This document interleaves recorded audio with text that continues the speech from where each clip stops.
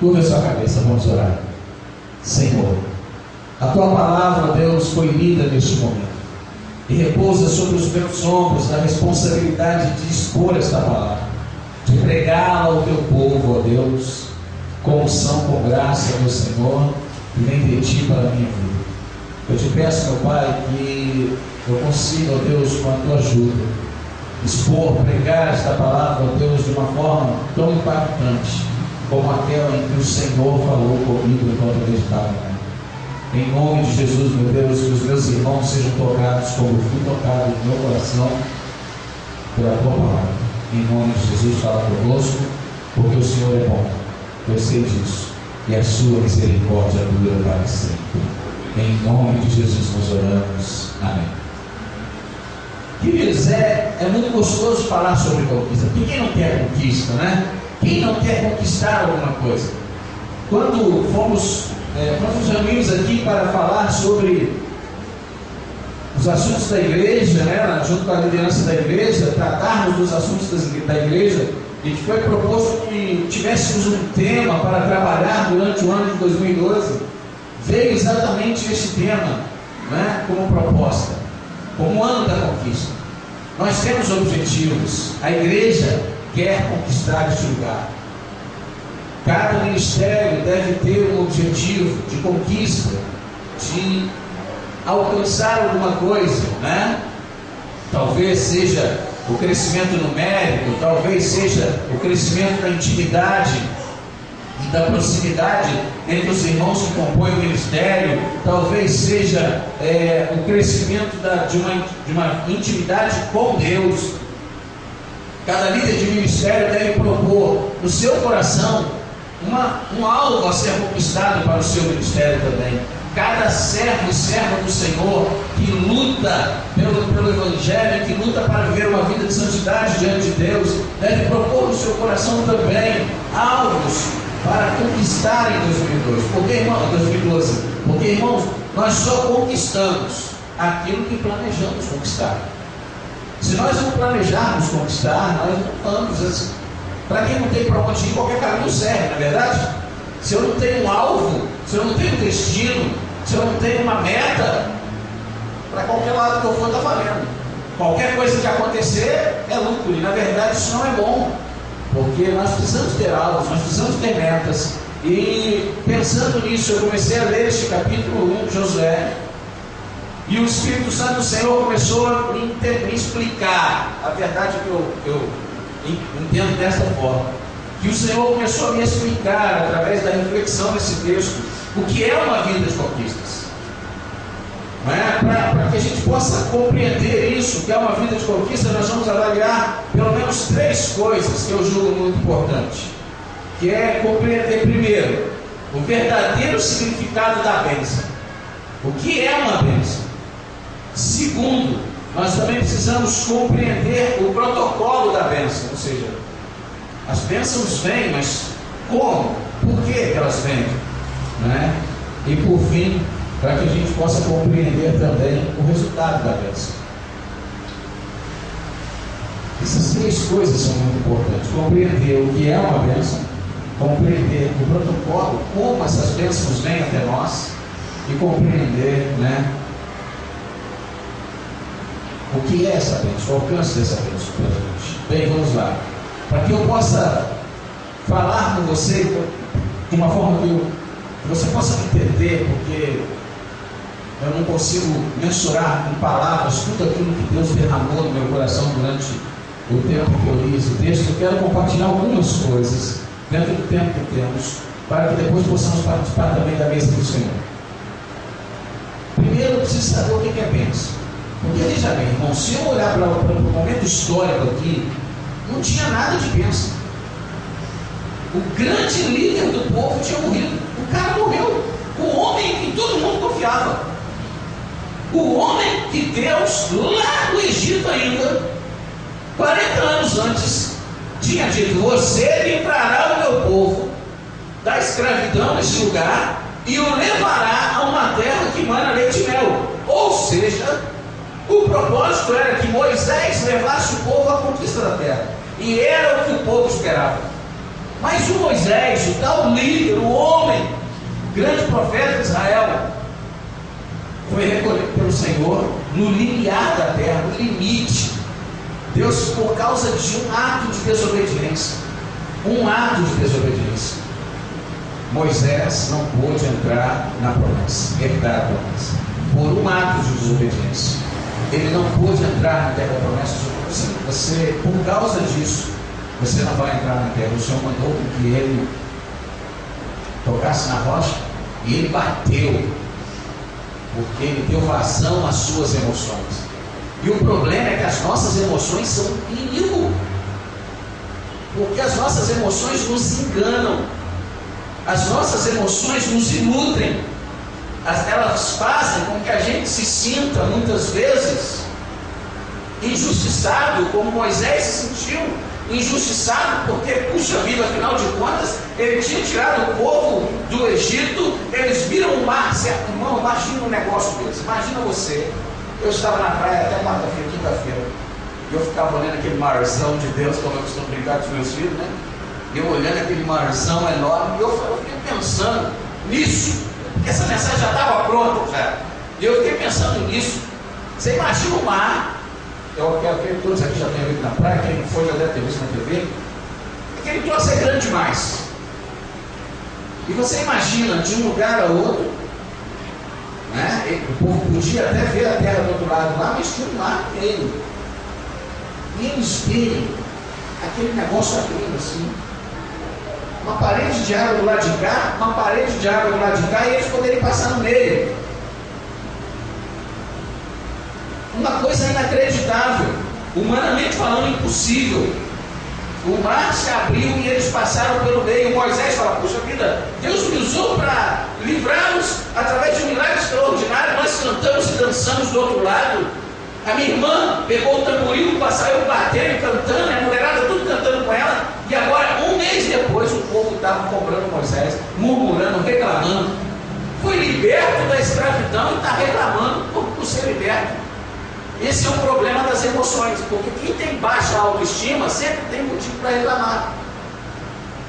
Eu estava vendo uma moça que ela é modelo da negócio de size, não sei, é um trem assim, os modelos de roupa para gordinho. Ela tem um rosto que é uma coisa linda, e ela estava dando uma entrevista, é uma das modelos mais bem pagas do mundo, né, na área dela. E a moça falou para ela assim: você já sofreu muito preconceito? Ah, sofri e tal. Como você lidava com isso? Ela falou: tranquilamente, eu nunca me deixei abater, porque eu aprendi uma coisa, e eu até coloquei no celular, é a saudação do celular, quando eu ligo ele aparece escrito. Ela falou assim: eu aprendi uma coisa, a beleza é um reflexo da autoestima. A pessoa é bela, ou a pessoa é vista como bela quando ela se valoriza. Quando ela não se valoriza, ela pode ser fisicamente muito linda, mas se ela ficar se depreciando, ela afasta as pessoas dela, porque ninguém gosta de viver do lado de alguém que só reclama da vida. Ou eu estou enganado? E o Moisés se sentiu injustiçado por causa disso. Ele tinha 2 milhões de pessoas enchendo a paciência dele. Irmão, se a gente não aguenta uma, você imagina o Moisés com 2 milhões. Mas por isso ele perdeu o direito de entrar na terra, porque ele deu vazão às emoções. Não por acaso o profeta Jeremias diz que o nosso coração é enganoso. Se eu não estou enganado, Jeremias 17:9, né? Porque a mente também às vezes é enganosa, né? Às vezes para. Mas ele diz que o nosso coração é enganoso. Ele está falando das nossas emoções. As nossas emoções nos enganam. Mas muitas vezes somos levados a isso. Moisés não pôde entrar na terra. E o povo está triste, porque eles estão no limiar da bênção, eles estão ali no limite. Mas o cara que ia fazê-los entrar morreu. E agora? Inclusive Josué, ele estava triste. Todo o povo apreensivo: o que vai acontecer agora? Nós já saímos do Egito, mas ainda falta herdar a promessa. Nós estamos no meio do caminho. Será que nós vamos ficar igual os nossos antepassados que morreram no deserto? Porque eles não acreditaram na palavra de Deus, porque 40 dias depois de terem saído do Egito, eles já tinham chegado naquele limite. Aí quando você vê Números 13, o Josué e o Caleb foram designados com mais 10 colegas, príncipes das tribos de Israel, para espiar a terra, espionar a terra. E quando eles voltam, eles trazem um relatório fantástico sobre a terra. A terra é boa, realmente é uma terra maravilhosa, mana, leite e mel, o negócio é extraordinário e tal. Mas os 10 dizem: os caras são grandes demais, eles vão matar a gente, nós não vamos aguentar lutar contra eles vão acabar com a vida da gente e tal. E o povo duvida da promessa de Deus por causa dos pessimistas, por causa daqueles que não confiam no seu Deus, por causa daqueles que duvidam das promessas de Deus, ou do que Deus diz sobre eles. Porque quando eu não me valorizo como pessoa, quando eu me deixo dominar pela baixa autoestima, eu estou dizendo que Deus é mentiroso. Quando eu digo, eu não sou ninguém, eu sou um coitado, né? Eu nunca vou conseguir nada. Quando eu faço isso, eu estou chamando Deus de mentiroso. Porque Deus diz que eu valho mais que o mundo inteiro. Ele deu o filho dele para morrer por mim. Olha o preço que ele pagou pela minha vida e pela sua. Você acha que você não vale nada? Você acha que você é um coitado? Você não é. Você vale muito, porque você valeu a vida do Filho de Deus derramado na cruz. Há um valor muito alto para você. E você não tem preço. Você já não tem mais preço. Porque se você tivesse preço, era capaz do diabo fazer uma oferta para o Senhor para tentar te levar. Mas você não tem mais preço, não há preço que possa te pagar. Porque Jesus pagou o mais alto preço pela sua vida. O mais alto preço pela sua vida. Mas eles estavam ali e agora, vamos ou não vamos? Por causa daquela dúvida de Números 13, eles que tinham caminhado em 40 dias, chegado no limite, caminharam mais 40 anos e morreram todos no deserto. Dos que tinham 21 anos para baixo, morreram todos porque duvidaram da palavra de Deus. Eu não quero ser os que morrem no deserto, eu quero herdar a promessa de Deus. Eu quero conquistar o que Deus tem para mim. Mas às vezes a gente perde. E é uma coisa estranha, porque era a hora da bênção e o cara morreu. O homem que ia fazer o povo herdar a terra morreu. Na hora da bênção.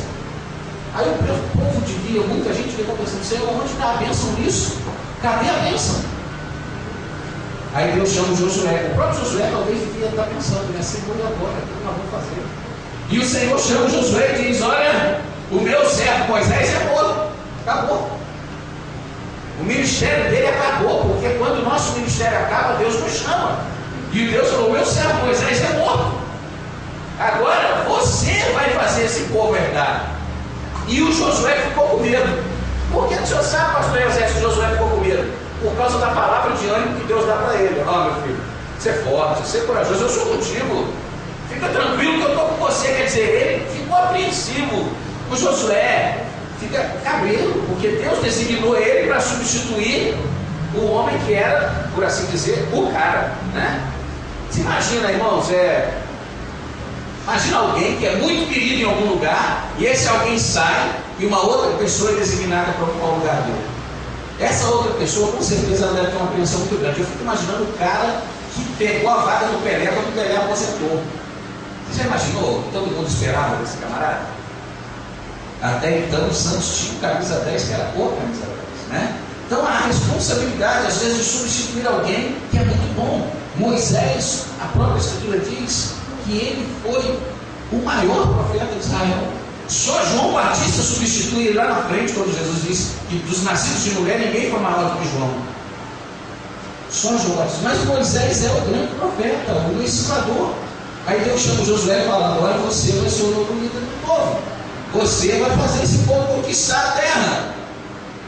E o Josué teme, porque a missão é difícil. E, irmãos, pense bem no que eu vou te falar. Tudo o que eu e você formos fazer para Deus será difícil. Será difícil. Porque nada que não tenha um preço a ser pago vale a pena de ser vivido. Nada. Há um preço a ser pago para viver para a glória de Deus. Você tem que abnegar, você tem que abrir mão de muitas coisas, você tem que deixar de desfrutar de muitos prazeres legítimos que outros estão desfrutando para poder desempenhar um ministério eficiente. Para fazer algo que glorifique a Deus, você vai ter que se sacrificar de alguma forma. Eu vou ter que me sacrificar de alguma forma. E o Moisés era esse homem que se sacrificava tanto. E agora o Senhor fala: e agora, Josué, você é o cara. É você que vai fazer isso.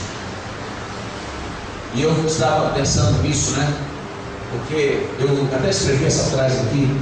Há momentos na vida em que Deus permite que o impensável nos aconteça. Aquilo que você nunca imaginava que fosse acontecer, acontece. Deus permite. O pesadelo que nós pensávamos que jamais teríamos que enfrentar, Deus permite que a gente enfrente. E algumas vezes também não nos vem alívio de nenhum lugar. Você passa naquela luta, aquele pesadelo terrível, aquela dor terrível, você não tem alívio nenhum. E algumas vezes, por anos e anos, você sofre lutas, perdas, dores. Por quê? Porque Deus permitiu isso. O impensável acontece na sua vida. Por que Deus permite isso? Né? Não nos vem alívio, a gente está lá servindo a Deus com coração sincero, mas parece que é só luta atrás de luta. A gente fala: meu Deus, parece que esse troço não vai acabar nunca. O que está acontecendo? Olha o povo de Israel, 40 anos caminhando no deserto, agora está no limiar da bênção. E o homem em quem eles tanto acreditavam é recolhido pelo Senhor. E eles ficam agoniados, tristes demais. Deus permite que seja tirado de nós, talvez em alguns momentos, a única fonte de alegria e significado que a gente às vezes conta nessa vida. Tem algo ou alguém, acho que eu tenho que trocar o microfone. Tem algo ou alguém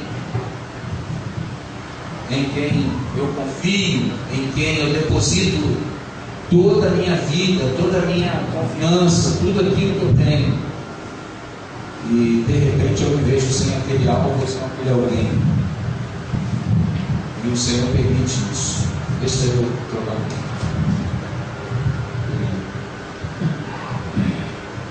Amém. Às vezes a gente passa por isso. Deus tira de nós a única fonte de alegria que a gente tinha, ou de confiança. E o Senhor tira da gente, e a gente fica: meu Deus, e agora? Não tem nada para substituir. Talvez alguém esteja passando por isso. E a gente sabe que passa. Todos nós enfrentamos momentos assim. E aí Josué aprende uma coisa interessante com Deus: que a bênção não é o cumprimento dos nossos desejos, mas é a aceitação dos planos de Deus para nós. O próprio Josué, ele não queria liderar aquele povo na conquista da terra. Ele queria estar junto com Moisés. Ele queria continuar sendo o auxiliar de Moisés. Porque o Moisés era um homem que ele amava, que ele admirava, que era o seu líder, e ele se espelhava em Moisés. Então ele não queria perder Moisés. Mas Deus tira e fala: agora você continua. Ele não se julgava capaz para isso. Quem pode substituir Moisés? E o Senhor fala: você vai substituir Moisés, porque eu serei contigo, assim como fui com Moisés. Eu vou ser com você. Só que aquela era uma bênção de Deus para Josué, fazer dele o grande general de Israel, que ele foi. Mas uma bênção no meio de um momento de perda terrível. E é interessante que Deus o abençoa e diz: eu vou ser com você, eu vou te fortalecer, e eu vou fazer com que você leve este povo à conquista, com que você leve este povo à vitória, a herdar o que eu tenho prometido. Assim como eu fui com Moisés, eu vou ser com você. Eu vou te acompanhar neste momento. Você não está sozinho. O seu desejo não foi atendido, mas a bênção que eu tenho para você é muito maior do que aquilo que você intenta no seu coração. E é interessante pensar sobre isso, porque grande parte dos homens e mulheres da Bíblia que são bênção para nós hoje não queriam ser o que Deus chamou para que eles fossem. Olha só, Jeremias, o Senhor chamou ele para ser profeta. A bênção de Deus para Jeremias era ser profeta. Ele diz: não, eu não, Senhor, eu sou uma criança, eu não tenho condições. E o Senhor: que é isso, menino? Eu vou te usar como profeta das nações, eu te escolhi.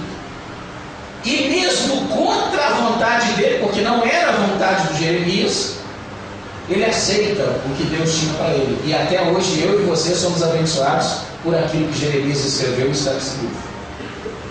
Porque contra a vontade dele, muitas vezes a bênção, ela é exatamente o oposto daquilo que eu e você desejamos para a nossa vida. Porque Jeremias, teve um cara que sofreu, foi o Jeremias. Ele e o Jó, parece que os camaradas com Jó sofrem muito, né? Jó, Jeremias, Jesus, João, esses homens sofrem demais. E, pelo menos na Bíblia, brincadeira, mas a verdade é que Jeremias sofreu muito. A própria família expulsou ele de casa. Foi expulso de casa pela própria família. Foi lançado no calabouço por um rei porque ele falou a verdade. Às vezes a verdade custa caro, né? E o Jeremias foi lançado no calabouço por causa de ter falado a verdade. Mas tudo isso culminou na bênção de eu e você termos o livro de Jeremias hoje.